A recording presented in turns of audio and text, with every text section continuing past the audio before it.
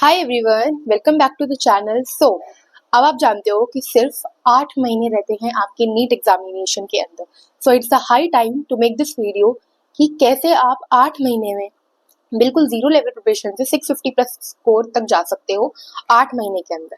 बस मैं आपसे एक बात कहना चाहूंगी कि ये बहुत इंपॉर्टेंट लाइन है इस टाइम पे कि अभी नहीं तो कभी नहीं। अगर आपने अभी स्टार्ट नहीं करा सितंबर के अंदर तो आप बाद में रिग्रेट करते रह जाओगे और 650 प्लस तक ना बिल्कुल इम्पॉसिबल टाइप हो जाएगा कि नहीं जा पाओगे।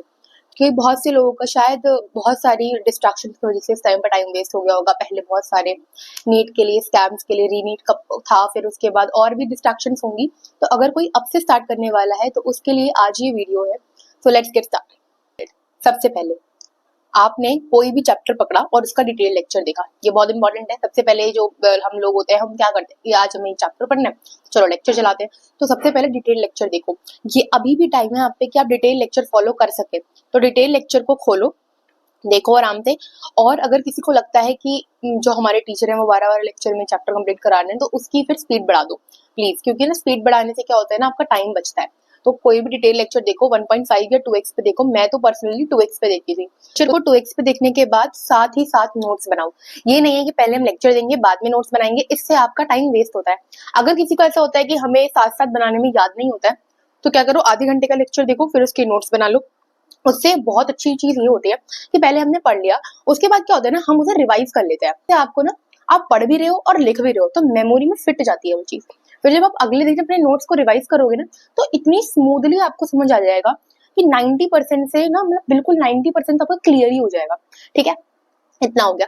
अब हमने डिटेल लेक्चर देख लिया, हमने इसके नोट्स बना लिए। क्या करें अब भाई, क्वेश्चन सॉल्व करो। बायो में मैं कहती हूँ हर चैप्टर के आपको 100 क्वेश्चन तो सॉल्व करने ही पड़ेंगे। अगर फिजिक्स की बारी आती है तो उसमें आपको 200 क्वेश्चन हर चैप्टर के मिनिमम करने ही पड़ेंगे। ठीक है, उसके बाद केमिस्ट्री के लिए 150 तो करने ही पड़ेंगे। मैंने 150 ही करे थे हर चैप्टर के। मेरी कैलकुलेशन चलती थी कि 100 से 150 तो मुझे केमिस्ट्री में हर चैप्टर के करने हैं। जैसे कि बायोमोलिक्यूल जैसे चैप्टर हो गए उनके तो मैं 100 ही करती थी। अब जैसे ऑर्गेनिक के चैप्टर होते हैं उसके अंदर बहुत सारे क्वेश्चन बन जाते हैं, और अगर बहुत सारे क्वेश्चन बन रहे हैं ऑर्गेनिक के अंदर तो फिर करने तो पड़ेंगे ना हमें। तो इसलिए उसके मैं 200 भी कर देती थी। तो जैसे कि एल्कोहल चैप्टर हो गया, हेलोजेन्स हेलोरीन्स हो गया और अमीन्स हो गया, इन सबके मैंने 200 क्वेश्चन भी करे हैं। ये केमिस्ट्री में एक्चुअली चैप्टर पर डिपेंड करता है क्योंकि केमिस्ट्री भी 3 पार्ट्स में डिवाइडेड है, फिजिकल, ऑर्गेनिक, इनऑर्गेनिक। इनऑर्गेनिक में 100 काफी होते हैं हर चैप्टर के। मल्टीपल एनसीईआरटी रीडिंग ही करनी है आपको और अपने नोट्स पढ़ते रहने टीचर्स के। और मैं कहूंगी कि फिजिकल में सबसे ज्यादा क्वेश्चन प्रैक्टिस करना, केमिस्ट्री में अगर बात आती है तो। अब बात आती है कि हमने सब कुछ पढ़ तो लिया, लेकिन अब ना हमने बस एक ही बार पढ़ा है, अभी हमें याद नहीं हुआ है। अभी ऐसे मॉक टेस्ट में हमारे मार्क्स कट जाएंगे। क्यों कट जाएंगे? क्योंकि हमने रिवाइज नहीं किया। अब आ रही है रिवीजन की बारी। रिवीजन 4 बार करनी है, पहले बता देती हूँ आपको। नीट एग्जाम से पहले हर चैप्टर की 4 बार रिवीजन करनी पड़ेगी। ठीक है, सबसे पहले रिवीजन कब करनी है? सबसे पहले रिवीजन करनी है जब आपका चैप्टर खत्म हुआ उसके अगले दिन आपको वही चैप्टर लेके बैठना है और रिवाइज करना है अच्छे से। आपको नया चैप्टर नहीं खोलना है। अगर आपने नया चैप्टर खोल दिया इसका मतलब आपने सबसे बड़ी मिस्टेक उसी टाइम कर दी। उसी टाइम आप कंपटीशन से बाहर होने की राह पे चल पड़े हो। नहीं, हमें क्या करना है, हमें जैसे चैप्टर खत्म हुआ उसके अगले दिन ही उस चैप्टर को रिवाइज करना है और उसी टाइम पे उसके शॉर्ट नोट्स बना लेने हैं। आज मैंने चैप्टर रिवाइज करा, अब मुझे पता चल गया टॉपिक्स इंपॉर्टेंट है और कौन कौन से टॉपिक्स इंपॉर्टेंट नहीं है। तो मैं सारे इंपॉर्टेंट टॉपिक, सारे रिपीटिंग क्वेश्चंस को सबको देख के एक शॉर्ट नोट्स में लिख दूंगी और एक पेज पीछे का ब्लैंक छोड़ूंगी, ताकि जब मैं मॉक टेस्ट दूं तो उसके अंदर से एनालाइज करके निकालूंगी कौन कौन से टॉपिक्स थे जो मेरे शॉर्ट नोट्स में तो इंक्लूडेड नहीं थे, लेकिन फिर भी मॉक टेस्ट में पूछे जा रहे हैं। इसका मतलब नीट के एग्जाम में भी आ सकते हैं। पीवाईक्यू करके भी बहुत कुछ पता चलेगा। ठीक है, तो क्या हो गया, अब हमने चैप्टर भी कर लिया, हमने रिवीजन भी कर ली। अब मैं कहती हूँ क्वेश्चन जो मैंने आपको बताया ना 200 से 100, ये आपके अलग क्वेश्चन है जो कि आप मॉड्यूल या क्वेश्चन बैंक या फिर असाइनमेंट्स में से करोगे। ठीक है, या फिर डीपीपी। डीपीपी आपको हर लेक्चर के बाद करनी है। आप किसी भी प्लेटफॉर्म से पढ़ लो, हर चैप्टर के बाद डीपीपी या फिर कुछ भी क्वेश्चन बैंक टाइप का मिलता है। अगर आप पीडब्ल्यू से पढ़ रहे हो तो आपको डीपीपी मिलेगी। अगर आप आकाश एलएन से पढ़ रहे हो तो वो भी अपने मॉड्यूल्स के अंदर बहुत सारे क्वेश्चन देते हैं और टीचर उन्हें होमवर्क की तरह आपको देते हैं कि आपको ये सॉल्व करके आना है। तो दीज ऑल आर इम्पोर्टेंट। अब बात आती है पीवाईक्यूज की। भाई पीवाईक्यूज ना रिवीजन, जब आपने शॉर्ट नोट्स बना लिए ना उसके बाद पीवाईक्यूज करने बैठना, क्योंकि तुम्हें ना उस टाइम पे सब कुछ पता होगा कि हाँ हमने शॉर्ट नोट्स में ये इंक्लूड करा है, हमने ये इंक्लूड करा है। अब पीवाईक्यूज करने बैठो। पीवाईक्यू को 10 से 12 साल के पीवाईक्यूज करने को कहूंगी, क्योंकि पैटर्न अलग था, टेक्स्ट बुक्स अलग थी, सिलेबस अलग था। ठीक है, अब ना बहुत सारा सिलेबस में चेंज आ गया और आपको तो पता ही 2024 में तो मेजर चेंज आया था, है ना, डिलीटेड चैप्टर्स हो गए थे। तो अब देख लो, अभी तो वैसे शायद नीट का नहीं आया है रिवाइज सिलेबस 2025 के लिए, लेकिन अभी मैं कहूंगी कि आप सारे चैप्टर पढ़ो, क्योंकि मैंने ना 2024 के डिलीटेड को भी पढ़ के गई थी मैं, क्योंकि डिलीटेड में से आप देख भी सकते हो नीट 2024 में आ भी गए थे सवाल। तो डिलीटेड भी पढ़ा था और डिलीटेड वाले मेरे सवाल सही भी गए थे। तो ये सब ना बहुत इंपॉर्टेंट होता है। अब फिजिक्स में ना एक बहुत ही ज्यादा कॉमन क्वेश्चन होता है कि क्या हमें फिजिक्स के नोट्स में हर क्वेश्चन लिखना है चैप्टर में टीचर जो करा रहे हैं? नहीं, मैं पर्सनली बताऊं, मैंने हर क्वेश्चन नहीं लिखा था। Put the value get the answer वाले सवाल आपको नहीं लिखने हैं, इट किल्स योर टाइम। मैं सच्ची बता रही हूँ, चाहे कोई भी आपसे कहता रहे कि put the value get the answer लिखो, मेरे हिसाब से नहीं लिखने चाहिए। मैंने खुद नहीं लिखे थे पर्सनली। आप सिर्फ अपने नोट्स को भारी बना रहे हो, वो हो जाएंगे, वो आप कर लोगे। मॉक टेस्ट में अगर एक से दो बार भी सवाल आ गया ना, वो कर लोगे आप, लेकिन आपको कौन से क्वेश्चंस को बहुत ज्यादा ध्यान देना है वो लिखा करो। जैसे कि एक नई अप्रोच पता चली मेरे को आज कि काइनेमैटिक्स का ये वाला सवाल मैं तो इस अप्रोच से कर रहा था, लेकिन आज टीचर ने एक नई अप्रोच बताई और शायद मेरे दिमाग में नहीं आई और सर ने जल्दी भी कर दिया। जैसे कि अगर मैं एमआर सर की बात करूँ ना, तो वो बहुत सारे एमआर स्टार बताते हैं, है ना, शॉर्टकट्स बताते हैं वो, और वो बहुत हेल्पफुल होते हैं, है ना। जैसे कि कभी कभी तो वो यूनिट के साथ ही खेलना बता देते हैं, तो ये सब भी बहुत इंपॉर्टेंट है। इन सब चीजों को नोट्स में इंक्लूड किया करो। मैं कहूंगी कि ये ना बहुत ज्यादा टाइम भी नहीं है, 8 मंथ्स, और बहुत कम टाइम भी नहीं है।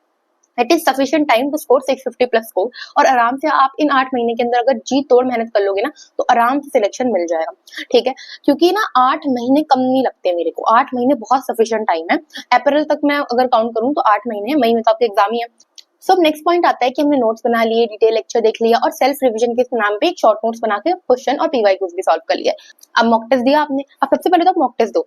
मॉक टेस्ट के बाद अगर आपको पता चलता है कि अभी भी गलतियां हो रही हैं, तो इसका मतलब है अब आपको एक बहुत ही अच्छा वन शॉट देखना पड़ेगा जिससे आपकी सारी प्रॉब्लम्स क्लियर हो जाए। तो मैं अब आपको कहूंगी कि आप ना कोई भी अच्छा क्रैश कोर्स ले लो। यूट्यूब पे बहुत अच्छे अच्छे क्रैश कोर्स अवेलेबल है, मैं यहाँ पे लिख दूंगी कुछ क्रैश कोर्स जिसको आप फॉलो कर सकते हो, ठीक है। तो इन क्रैश कोर्स को फॉलो करो। और पर्सनली मैं बताऊं तो 2 टीचर के क्रैश कोर्स तो बहुत ही अच्छे हैं। तमन्ना मैम का delta crash course 30 day capsule तो मैंने बिल्कुल लास्ट में फॉलो किया था, क्योंकि बस वो 30 डेज का था और इसमें बहुत सारे इंपॉर्टेंट चैप्टर कवर्स थे। अब आता है नेक्स्ट एमआर सर का क्रैश कोर्स, वो बहुत अच्छा है। पीडब्ल्यू पे ना फिजिक्स का क्रैश कोर्स अवेलेबल है एमआर सर का, और हमें ना उन्होंने लक्ष्य बैच में फ्री प्रोवाइड करवा दिया था, तो मैंने तो उसे देखा था। उससे सारे इंपॉर्टेंट टॉपिक्स क्लियर करे मैंने 11th के, उससे सारी 12th की रिवीजन मैंने अच्छी वाली करी, है ना, अलॉन्ग विद तमन्ना मैम का भी क्रैश कोर्स, क्योंकि 12th की मुझे 4 बार रिवीजन करनी थी ना, हर चैप्टर की आपको 4 बार तो रिवीजन करनी ही पड़ेगी, तब जाके आप कह सकते हो कि हाँ we have prepared for NEET UG properly. अब हमने वन शॉट भी देख लिया, हमने रिवीजन भी कर ली, अब हम क्या करें ऐसा एक्स्ट्रा ऑर्डिनरी कि हमारा सिलेक्शन हो जाए। क्योंकि अब ना मतलब अभी तो शायद 23 लाख बच्चे बैठे थे, आई थिंक 2025 में ना ये नंबर 28 लाख तक पहुंच जाएगा आराम से। तो मैं आपसे ये कहना चाहूंगी कि अब ना आपको टेस्ट पे फोकस करना है। प्लीज टेस्ट को मत भूलना, ये मत सोचना कि हम लास्ट में मार्च में जाके टेस्ट देंगे, अभी हम सिर्फ पढ़ते हैं, बहुत बड़ी मिस्टेक कर दोगे, मैं सच्ची बता रही हूँ, ठीक है। तो मॉक टेस्ट तो आपको हर चैप्टर के बाद देना है। पार्ट सिलेबस टेस्ट तो पहले, पार्ट सिलेबस टेस्ट बहुत इंपॉर्टेंट होते हैं, वो आपके चैप्टर के कोर बेसिक्स को क्लियर कर देते हैं, पहले आपको वो देना है। उसके बाद आपको पार्ट सिलेबस टेस्ट के बाद आपको पार्ट सिलेबस टेस्ट पहले कौन से होते हैं, चैप्टर वाइज पास टेस्ट होते हैं। फिर आते हैं वो सेमी पार्ट सिलेबस टेस्ट कहते हैं उन्हें, मतलब वो ऐसे होते हैं कि 5-6 चैप्टर का मिक्सचर होते हैं वो, और एक साथ देते हैं, ठीक है। पहले 2 चैप्टर वाले टेस्ट होते हैं, फिर आते हैं 5 चैप्टर वाले टेस्ट। वो 5 चैप्टर वाले टेस्ट दोगे ना, तो उसमें आपको एक आइडिया मिल जाएगा कि जब बहुत सारे चैप्टर आते हैं तो हमें किस अप्रोच से मॉक टेस्ट को सॉल्व करना है। और फिर लास्ट में फुल सिलेबस टेस्ट, उसमें सारा सिलेबस आता है। वो मैं कहूंगी कि वो आप शुरू करना फेब्रुअरी से आप अप्रैल तक फुल सिलेबस मॉक टेस्ट ही देना शुरू कर देना। आपको अपना सिलेबस कवर कर देना है फरवरी तक। मैं बताता है ना कि नहीं अभी मेरा सिलेबस कंप्लीट नहीं हुआ है, मार्च चल रहा है, कोई नहीं, आप तब भी देना। 2-3 चैप्टर के चक्कर में आपको मॉक टेस्ट मिस नहीं करना है। नेक्स्ट, अब क्या होता है कि अब हमने मॉक टेस्ट भी सब दे दिया, अब आप रेडी हो उस एग्जाम के लिए जिसकी आप तैयारी कर रहे हो। लेकिन पता है क्या, जब आप फुल सिलेबस टेस्ट दोगे ना, तब आपको और पता चलेगा। तो फुल सिलेबस टेस्ट देने के बाद जहां पे भी मिस्टेक हो करेगी, उसे प्लीज मिस्टेक नोटबुक में लिखना। मैंने एक सेपरेट वीडियो बनाऊंगी कि मिस्टेक नोटबुक को कैसे बनाएं, क्योंकि बहुत रिक्वेस्ट आई है मेरे पास कि मिस्टेक नोटबुक को एक्चुअली में कैसे बनाना है, एक्चुअली उसे कैसे प्रोडक्टिव करना है। अब हर चैप्टर को इस तरीके से करने के बाद नेक्स्ट पॉइंट आता है कि थोड़ा सा ना स्पेसिफिकली मैं आपको बता दूं कि तीनों सब्जेक्ट में क्या अप्रोच लगानी है। बायो की ऑलरेडी वीडियो आउट है, जाके देख सकते हो। सबसे पहला है बायोलॉजी के लिए तो मल्टीपल एनसीईआरटी रीडिंग्स, मिस्टेक्स हो रही हैं यानी एनसीईआरटी में दिक्कत आ रही है, एनसीईआरटी को बार बार पढ़ो, 15 से 16 बार एनसीईआरटी को पढ़ना ही पड़ता है। अब आपके पास अगर कम टाइम बचा है तो मैं आपसे कहूंगी कि 10 से 12 बार पढ़ लोगे तो चल जाएगा, ठीक है। उससे आप आराम से 650 प्लस स्कोर ला सकते हो। अब आता है नेक्स्ट फिजिक्स के लिए तो जितने न्यूमेरिकल करो ना उतने कम है। फिजिक्स के लिए न्यूमेरिकल ही आपका एक तरीके से पूरा पॉइंट है कि आपको वही करना पड़ेगा, तभी जाके आपका नीट होएगा। ठीक है। अब आती है केमिस्ट्री। केमिस्ट्री के लिए तो multiple time revision, short notes. Chemistry के लिए तो शॉर्ट नोट्स ही काम आते हैं। कोई ऐसे सब्जेक्ट मुझसे बोले कि आप ये बताओ कि शॉर्ट नोट्स में सबसे ज्यादा काम आते हो, वो है केमिस्ट्री, देन है फिजिक्स। क्योंकि फिजिक्स में आपको शॉर्ट नोट्स तो काम आएंगे, लेकिन न्यूमेरिकल के बिना काम नहीं चलेगा। लेकिन केमिस्ट्री में न्यूमेरिकल अगर थोड़े से कम भी कर लिए, लेकिन शॉर्ट नोट्स में सारे फॉर्मूला लिख रखे हैं ना, हो जाएगा काम। केमिस्ट्री अगर आप नीट 2024 नीट 2023 की देखोगे तो ज्यादा कैलकुलेटिव नहीं आई थी। और प्रैक्टिस बहुत करनी है, रटनी कोई भी चीज नहीं है, ठीक है। रटना नहीं है, रटना ही आपको कंपटीशन से पीछे कर देता है। क्योंकि एक बार अगर आपने कोई चीज रट ली ना, तो फिर आप उसको ना उसकी एक्सप्लेनेशन पे ध्यान नहीं दोगे, फिर आपको लगेगा अरे आता तो है, नहीं यही तो गलत है। आपको समझना पड़ेगा। क्योंकि पता है बायो में कंसेप्ट से ज्यादा याद रखना पड़ता है, अंडरस्टैंडिंग भी इंपॉर्टेंट है और याद रखना भी उतना इंपॉर्टेंट है। लेकिन फिजिक्स और केमिस्ट्री में कंसेप्ट तो मेन कोर है, कंसेप्ट नहीं समझ आएगा तो कुछ भी नहीं होएगा। One and another point I have to elaborate is focus on diagrams, tables, summary. Please इस पे फोकस करो, क्योंकि इससे बहुत छोटे छोटे क्वेश्चन बनते हैं मॉक टेस्ट के अंदर, फिर वो कट जाते हैं। फिर आप जब वो सिक्स वाली लाइन से जब आप 5 वाली लाइन पा जाते हो ना, उस दिन आपको फिर वो रियलाइज जाएगा कि क्यों आ गए। जब आपके एक मॉक टेस्ट में 620 630 आ रहे हैं और एक टेस्ट में आपके आ गए 590, बस आपका ना उसी दिन सारा का सारा कॉन्फिडेंस लॉस हो जाएगा।